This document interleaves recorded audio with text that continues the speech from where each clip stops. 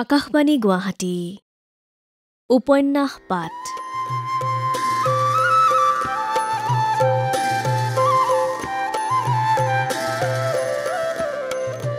এই অনুষ্ঠানত প্ৰচাৰ হৈ আছে মহাপুৰুষ শ্ৰীমন্ত শংকৰদেৱৰ জীৱনৰ ভেটিত সৈয়দ আব্দুল মালিকে ৰচনা কৰা উপন্যাস ধন্য নৰতনু ভালৰ ধাৰাবাহিক পাঠ।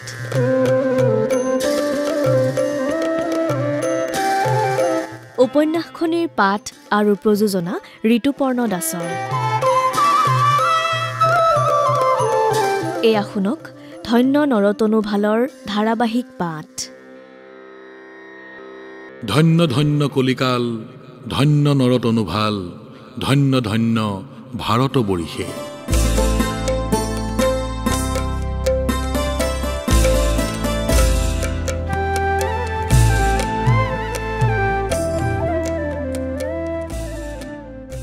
অকলশৰে নৈৰ পাৰত বহি ডেকাশংকৰে কথাবোৰ চিন্তা কৰিছিল।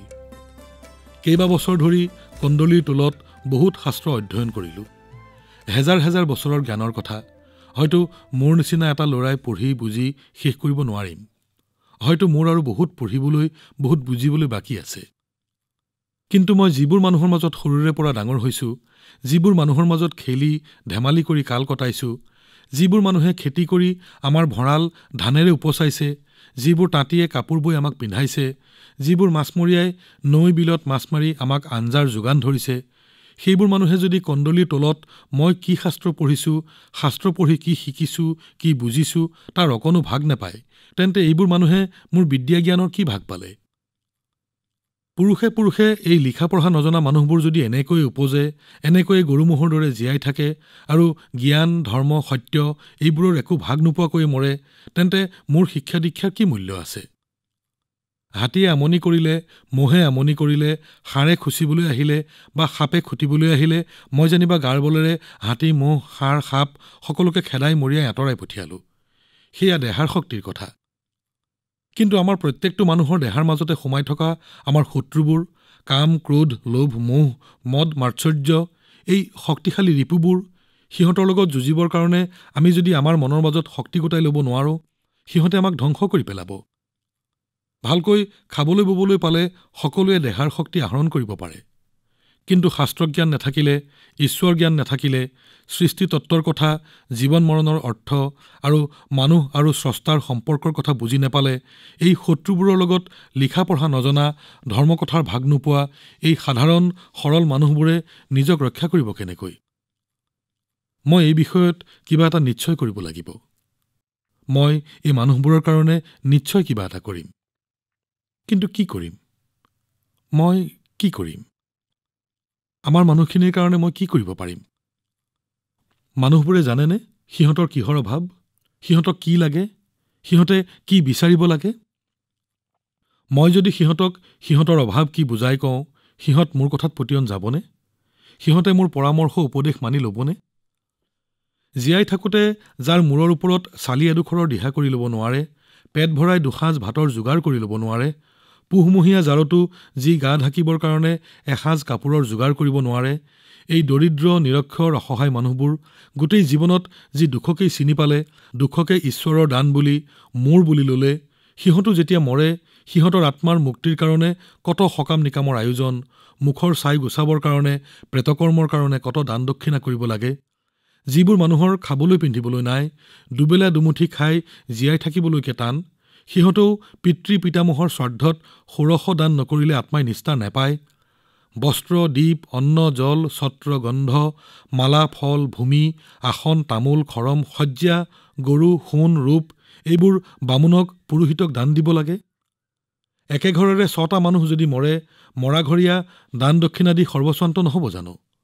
মৰাঘৰীয়াৰ স্থাৱৰ অৱস্থাৰ সকলো সম্পত্তি দান দি পুৰোহিতৰ ঘৰক ধনী কৰাটো জানো মৃতজনৰ বা জীৱিতসকলৰ মংগলৰ কাৰণ হ'ব পাৰে? দেহা পাত কৰি কপালৰ ঘাম মাটিত পেলাই কোনোমতে জীৱন যাপন কৰা মানুহবোৰৰ জীয়াই থকাৰে যত্ৰ সম্বল নাই, যথাসৰ্বস্ব দি সিহঁতে মৃতকৰ আত্মাক উদ্ধাৰ কৰিব কেনেকৈ? এনেকৈ প্ৰতিটো মৃতকৰ কাৰণে দান দক্ষিণা কৰি যাব লাগিলে কুবেৰৰ অস্তনিধিয়েও নোকোলাব। আৰু কাৰণো আছে কুবেৰৰ অস্তনিধিৰ ভঁৰাল। কাৰণো আছে ভঁৰাল ভৰা পদ্ম, মহাপদ্ম, শংখ, মকৰ, কচ্ছপ, মুকুন্দ, নীল, খৰ্ব, ধন, সোণ, হীৰা, মুকুতা। গোহালিৰ গাইজনীও যজমানী পুৰোহিতক দান দি মৰাঘৰীয়া দিগম্বৰ হোৱাৰ বাহিৰে আৰু কি হ'ব? অন্য কিবা বিধান কৰাৰ দৰকাৰ হৈছে। মই কিবা এটা কৰিব পাৰিমনে? মই কিবা এটা কৰিলে এজন বা দুজনৰ কাৰণে নকৰোঁ, এটা জাতি, গোষ্ঠী বা সম্প্ৰদায়ৰ কাৰণেও নকৰোঁ। সকলোৰে কাৰণে কৰিম, সকলো মানুহৰ কাৰণে মৰিম। পূৰ্বপুৰুষৰ পৰা উত্তৰাধিকাৰ সূত্ৰে পোৱা ভূঞা ৰাজ্যৰ এচমকা মাটি, সেয়া সকলোৰে মাজত ভাগ কৰি দিবলৈ নজৰে। আৰু এই মাটি, ভেটি, ধন, সোণ সদায় একেজনৰ হাতত নাথাকে। লক্ষ্মী সদায় চঞ্চলা। আমাৰ মানুহখিনিক মই ধন, সোণ দি সন্তুষ্ট কৰিব নোৱাৰো, নজৰে। এজনে পালে দুজনে নেপাব। সকলোকে সন্তুষ্ট কৰিবলৈ গ'লে মই কাকো সন্তুষ্ট কৰিব নোৱাৰিম। কিন্তু আমাৰ মানুহখিনিক মই এনেকুৱা কিবা এটা বস্তু দিম যিটোৰ ভাগ সকলোৱে সমানে ল'ব পাৰিব, যিটো হেজাৰজনৰ মাজত বিলালেও কমি নাযায়, নজৰাকৈ নাথাকে। মই সিহঁতক এনে এটা বস্তু দিম যিটো সিহঁতে চিনি পায়, বুজি পায়, যিটো সিহঁতে বুকুৰ মাজত সুমুৱাই আপোন কৰি ল'ব পাৰে, যিটো সিহঁত যলৈকে যায় তালৈকে লগে লগে যাব। ভাৰ নহয়, বোজা নহয়, অন্য সংসাৰী কামৰ কোনো বাধা নহয়। সিহঁত সকলোৱে সমানে তাৰ ভাগ পাব, ভাগ ল'ব। মোৰ পৰা লৈ সিহঁতে অন্যকো বিলাই দিব। কিন্তু এই কামটো সহজ কাম নহয়। কোনোবাই মোৰ কথা শুনিব জানো? কোনোবাই মোৰ কথা মানিব জানো? কোনোবাই মোৰ কথাত কাণসাৰ দিব জানো? ভাবি ভাবি শংকৰ বহাৰ পৰা উঠিব খুজিছিল। দেখিলে সিফালৰ পৰা ৰামৰাম আহিছে। নৈৰ পাৰত এনেকৈ অকলে অকলে বহি কি কৰি আছা শংকৰ? ৰামৰামে সুধিলে। এইফালে ক'ৰ পৰা আহিলা? আমাৰ খাতৰ গাতে লাগি থকা ধাননি পথাৰলৈ কোনোবা কছাৰী মানুহ কেইটামানে গৰু ম'হ সুমুৱাই দি বহুত ধান খুৱালে, তাৰে বুজ লৈ আহিলোঁ। আহাচোন, বহা। অথনি আহিলোঁ, ময়ো ঘৰলৈকে যাম। ইয়াত বেছ জোৰ পৰিছে, বতাহজাক বৰ ভাল লাগিছে। কিবা কিবি কথা ভাবি বহি আছো। তোমাৰ বিয়াৰ কথা ভাবিছা নেকি? ভাবিবৰ বয়স হোৱা নাই জানো? মোৰ বিয়াৰ কথা? তাৰ বিষয়ে ভাবিবলগীয়া কি আছেনো? সেইবোৰ মই একো ভবা নাই। তুমি শাস্ত্ৰ ভাগৱত ইমানবোৰ পঢ়া শুনা কৰি উঠি পণ্ডিত হলা। পিতাৰ যেতিয়া নাই, ভূঞাৰ পৰিয়ালৰ মাটি ভেটি, খাত পাম, প্ৰজা পাইকৰ কথা বুজি মেলি লৈ এতিয়া সুখে সন্তোষে দিন কটাবহে লাগে। বিয়া বাৰুও কৰাব লাগে, সংসাৰো চাব চম্ভালিব লাগে, প্ৰজা পালনো কৰিব লাগে, নহয় জানো? সংসাৰত থাকিলে সংসাৰৰ ধৰ্ম পালন কৰিব লাগে। পিছে মোৰ বিয়াখন অকল মোৰহে কথা। ভূঞা পৰিয়াললৈ কাৰোবাৰ ঘৰৰ এজনী ছোৱালী বিয়া কৰাই অনা হ'ব। সেই ছোৱালীজনী হ'ব শংকৰ ভূঞাৰ ধৰ্মপত্নী। তাৰ পৰা মোৰ ঘৰ সংসাৰ হ'ব। কিন্তু তাৰ পৰা আমাৰ মানুহবোৰৰ কি লাভ হ'ব? মোৰ সুখেই আনৰো সুখ বুলি মই ক'ব পাৰিম জানো? সংসাৰ ধৰ্ম তেনেকুৱাই। সকলোৱে নিজ নিজ ধৰ্ম নিয়ম মতে পালন কৰি যাব। সকলোৱে সমাজৰ নিয়ম ৰক্ষা কৰিব। সকলোৱে নিজ নিজ ভাগে সুখী হ'ব। সেই কথাকেই মই চিন্তা কৰি আছিলোঁ। ৰাম এনেকুৱা কিবা এটা কৰিব নোৱাৰিনে, যিটো কৰিলে সকলো সমানে সুখী হ'ব, যিটো সুখৰ ভাগ সকলোৱে সমানে ল'ব পাৰিব, যিটো সুখ সৰু সামান্য সীমিত সুখ নহয়, যিটো সুখৰ ভাগ পৃথিৱীৰ সকলো মানুহে যুগে যুগে কালে কালে ল'ব পাৰিব। জানো তুমি কিবোৰ চিন্তা কৰিবলৈ লৈছা আজিকালি। মই হলে ভালকৈ একো ধৰিব পৰা নাই। ঘৰখনৰ সকলো জা জঞ্জাল মূৰ পাতি লৈ খেৰ খুটি বুঢ়ী আইতাই অতকাল চলাইছে। তোমাকো পঢ়াই শুনাই ডাঙৰ পণ্ডিত কৰিলে। এতিয়া বিয়াখন কৰাই বুঢ়ী আইতাৰক অকণ দেহমনৰ শান্তি দিবলৈ লোৱাহে ভাল কথা হ'ব, নহয় জানো? মোৰ নিচিনা ঘাট মাউৰা ল'ৰা এটাক তুলি তালি ডাঙৰ কৰোঁতে বুঢ়ী আইতাৰ সঁচাকৈ বহুত দুখ গৈছে। লিগিৰা লিগিৰি চাকৰ বাকৰে লাগি ভাগি দিলেও ঘৰ সংসাৰ চলাই বুঢ়ী আইতাইহে। তেওঁৰ সুখ শান্তিৰ কাৰণে মই ছোৱালী এজনী বিয়া কৰাই তেওঁৰ ওচৰত গতাই দিব পাৰিলে ময়ো ভাল পাম। পিছে জন্ম মৃত্যুৰ কথানো কোনে জানে? কি জানিবা বুঢ়ী আইতাই থাকে, বোৱাৰীকেই নাথাকে। তেনে অমংগলীয়া কথা ক'ব নেপায় শংকৰ। মই কাকো সাও দিয়া নাই। পিছে মৰো বুলি যেনেকৈ কোনো মৰিব নোৱাৰে, তেনেকৈ জি থাকোঁ বুলিও কোনো জি থাকিব নোৱাৰে। আৰু অন্যৰ মৰাৰ কথা ক'বলৈ আমাৰ টান নেলাগে। নিজৰ আপোন কোনোবা মৰাৰ কথাবোৰ মুখলৈ আনিবলৈও টান লাগে। কেতিয়াবা কাৰোবাৰ মুখৰ কথাই ঋষিবাক্য যেন হৈ পৰে। তাতে তুমি শাস্ত্ৰ ভাগৱতৰ ওজা। বাৰু এইবোৰ কথা যাওক, ঘৰলৈ নোযোৱা জানো? সময় কিছু হ'ল। তুমিতো জানাই ৰাম ৰাম, মোৰ ৰোৱাৰ ঠাই মুঠেই 3খন।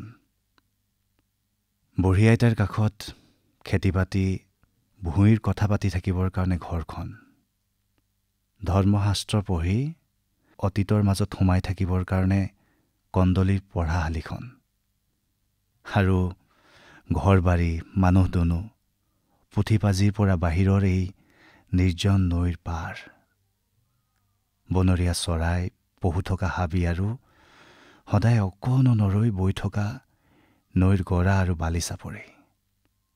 সঁচাকৈ কৈছোঁ, এই হাবি জংঘল, নৈ নিজৰা আৰু মুকলি আকাশ মোৰ যিমান ভাল লাগে, ঘৰৰ ভিতৰত পুথি পাজিৰ মাজত সোমাই থাকি মোৰ সিমান ভাল নেলাগে। সেই ঘটনাটোৰ কথাই ক'ব পাৰা।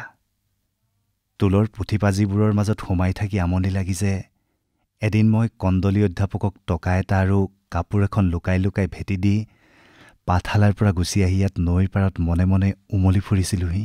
পিছে কন্দলীয়ে গৈ বুঢ়ী আই খেৰখুটিক টকা কাপোৰ ঘূৰাই দি তোমাৰ কথাবোৰ যে কৈ দিলেগৈ, কথাটো সকলোৱে জানে। হেৰা, মোৰ মনটোৱে দেখোন বান্ধোনত থাকি সুখ নেপায়, মুকলিমূৰীয়া হৈ থাকিবলৈহে বিচাৰে। পুৰাণ, ৰামায়ণ, মহাভাৰতৰ কাহিনীবোৰৰ মাজত সোমাই থাকি ভাল লাগিলেও সেইবোৰ বহুত পুৰণি কালৰ পুৰণি কাহিনী। সেই কাহিনীৰ জগততে সদায় সোমাই থাকিবলৈ মোৰ মনটোৱে ভাল নেপায়। মোৰ মানুহবোৰৰ মাজলৈ গুচি যাবৰ মন যায়। আমাৰ সাধাৰণ মানুহবোৰৰ মাজত গৈ সোমাই থাকিবলৈ মন যায়। একোটা সময়ত ভিতৰে আমুৱাই, একোটা সময়ত বাহিৰে আমুৱাই। মানুহৰ মনটো বুজিবলৈ টান। ৰামচন্দ্ৰই জানো ৰাজপ্ৰাসাদ এৰি 12 বছৰ অৰণ্যত কটোৱা নাছিল? ময়ো মনে মনে ভাবিছোঁ, পাৰিলে এবাৰ আমাৰ ভাৰতবৰ্ষখন ঘূৰি মেলি চাই আহিম। দশৰথ ৰজাৰ অযোধ্যা, পাণ্ডৱৰ ইন্দ্ৰপ্ৰস্থ, কুৰুক্ষেত্ৰ, শ্ৰীকৃষ্ণৰ গকুল, বৃন্দাবন, মথুৰা, দ্বাৰকা, এইবোৰ ঠাইৰ কথা পুথিতহে পঢ়িছোঁ। নিজৰ চকুৰে চাই আহিলেহে পুথিৰ লগত কিমান মিল বা কিমান অমিল আছে জানিব পাৰিম, নহয় জানো? সৌফালকো কোন এইফালে আহিছে? ৰামৰামেও চালে। এটা মতা মানুহ, এজনী তিৰোতা আৰু এটা শকত আৱত বলদ গৰু। সিহঁত শংকৰহঁত থকাৰ ফালে আহি আছে। আগে আগে গৰুটো, পিছত মানুহহাল। সেইটো টিলিঙা হবলা। সিহঁত ওচৰ পালেহি। আগলৈ চাই দেখিলে ডেকাগিৰি শংকৰ আৰু ৰামৰাম। গৰুটোৰ পঘাডাল হাতৰ পৰা এৰি দি মতা তিৰোতা দুয়োটাই সাষ্টাংগে শংকৰক সেৱা কৰিলে। তিৰোতাজনীয়ে মূৰৰ উৰণিখন ভালকৈ টানি ললে। তাইৰ গাত চোলা নাই, ৰিহাখনকে গাত মেৰিয়াই আহিছে। কঁকালত এখন কপাহী মেখেলা। মানুহটোৰ গাত মুঠেই চুৰিয়া এখন, গাত চোলা কাপোৰ, অন্য একো নাই। টিলিঙা নহনে? ক'ৰ পৰা আহিলি? হাতত লৈ থকা পঘাডাল তিৰোতাজনীৰ হাতলৈ দি অলপ একাষৰীয়া হৈ লৈ টিলিঙাই কলে, নক'ব আৰু প্ৰভুসকল, গৰুৱেও শিকাইছে, তিৰিয়েও শিকাইছে। এওঁটোৰ ঘৈণীয়েৰ হবলা? ৰামৰামে সুধিলে। এৰা প্ৰভু, নিজৰ ঘৈণীজনী নহয় অন্যৰ ঘৈণীজনী এইদৰে হাবিয়ে বননিয়ে টানি লৈ ফুৰালে ৰাইজখনে সুদাই এৰিবনে? মই কিবা আৰু ভুগি যোগী কিবা নে? পিছে আহিলি ক'ৰ পৰা? ক'ৰ পৰা আহিম আৰু প্ৰভুসকল, যাবলৈ আহিবলৈ চিনাকি ঠাই আছে 2খন। নিজৰ ঘৰটো আৰু শহুৰৰ ঘৰটো। মাজত এয়া নৈ, হাবি, বিৰিঙানী, বৰতানি। মই পিছে শহুৰৰ ঘৰলৈ বৰকৈ নেযাওঁ। শাস্ত্ৰত কৈছে নহয় বোলে হাঁহ জোৱাই হবা, হেনা জোৱাই নহবা। পিছে নেযাওঁ বুলিলেই শহুৰৰ ঘৰলৈ নগৈ পাৰিনে? এই গৰুটো শহুৰৰ ঘৰৰ পৰা দিছিল। পিছে সদায় মোৰ ঘৰত থাকি ভাল নেপায়। মাজে মাজে এৰাল ছিঙি সি কদমহঁতৰ ঘৰ ওলাইগৈ। কদমনো কোন? কোন হ'ব আৰু? গৰুটোৰ লগত যে সাঙুৰি আনিছোঁ, এই আমাৰ ল'ৰাহঁতৰ মাক। গৰুটো আজি কেইদিনমান হৈছে গোহালিৰ পৰা নোহোৱা হ'ল। মই বোলো তয়ে যাচোন গৰুটো বিচাৰি। কলৈ যাব আৰু? তহঁতৰ ঘৰলৈকে গৈছে। পিছে হাতলৈ চাওঁ, বাটলৈ চাওঁ, গৰুও নাই, কদমো নাই। তেহে হ'বলা কালি মই নিজেই গ'লোঁ। দেখোঁ গৰু শুই আছে গোহালিত আৰু এই এপেট ভাত খাই শুই আছে বাপেকৰ ঘৰৰ মজিয়াত। তেহে এচাৰি এডাল লৈ হালকে খেদাই আনিছোঁ। এই ভৰ দুপৰীয়াখন প্ৰভুসকলে বা ইয়াত কি কৰি আছে? তামোল এখনকে খাব জানো? শহুৰৰ ঘৰৰ পৰা এটোপোলা দি পঠিয়াইছে। ডবোৱা কটাৰী এখনো লগতে আছে।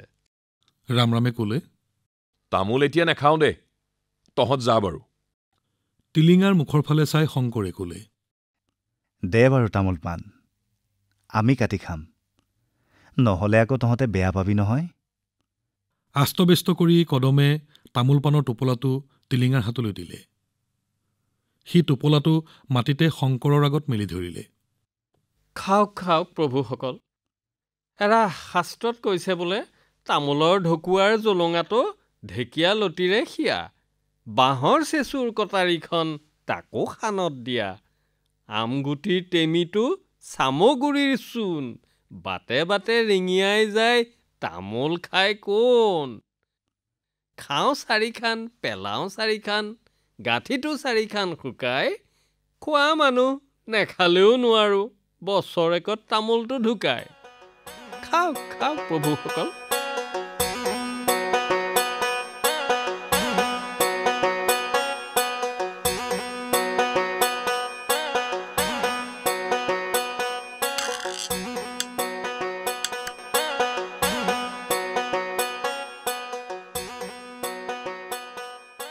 ধন্য নৰতনু ভাল।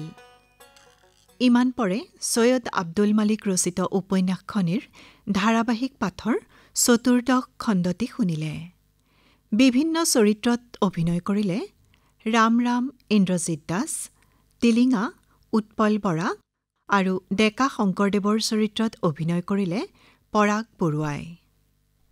শীৰ্ষ সংগীতৰ সংৰচনা আছিল উৎপল বৰাৰ। উপন্যাসখনিৰ পাঠ আৰু প্ৰযোজনা ঋতুপৰ্ণ দাসৰ। ধন্য নৰতনু ভাল উপন্যাসখনিৰ পাঠৰ পৰৱৰ্তী খণ্ডটি শুনিবলৈ পাব অহা সপ্তাহৰ এই একেটা বাৰৰ এই একে সময়তে।